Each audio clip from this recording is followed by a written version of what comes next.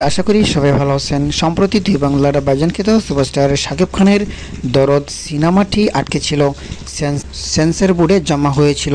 ইতিমধ্যেই সুপারস্টার শাকিব খানের দরদ সিনেমাটি সেপ্টেম্বর মাসেই মুক্তি দেওয়া হবে সিনেমা হলে।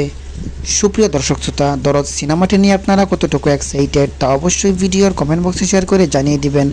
দরদ সিনেমাটির জন্য সবাই এটি দেখুন। এমন সিংহের যারা আছেন তারা অবশ্যই সায়াবানি সিনেমা হলে দরদ সিনেমাটি দেখতে পারবেন। গোপন সূত্র থেকে জানা যায় সিনেমাটি নিয়ে পরিচালক অনন্য মামুন অনেক আশাবাদী। আশা করা যায় তুফান সিনেমার মতোই দরদ সিনেমাটি ব্যবসা সফল হবে। দরদ সিনেমার জন্য রইল শুভকামনা। সাকিবিয়ানরা অবশ্যই আপনাদের নিকটস্থ সিনেমা হলে গিয়ে দরদ সিনেমাটি উপভোগ করুন। ধন্যবাদ সাকিব খান, সোনাল সোহানকে। আপনাদের কাছে কেমন লাগে তা অবশ্যই ভিডিওর নিচে থাকা কমেন্ট বক্সে শেয়ার করে জানিয়ে দিবেন। সাকিবিয়ান হয়ে থাকলে অবশ্যই ফিল্ম সিবিডি নিউজ 24 চ্যানেলটি আপনার জন্য। ধন্যবাদ। সাকিবিয়ান হয়ে থাকলে অবশ্যই ফিল্ম সিবিডি নিউজ 24 চ্যানেলটি সাবস্ক্রাইব করুন।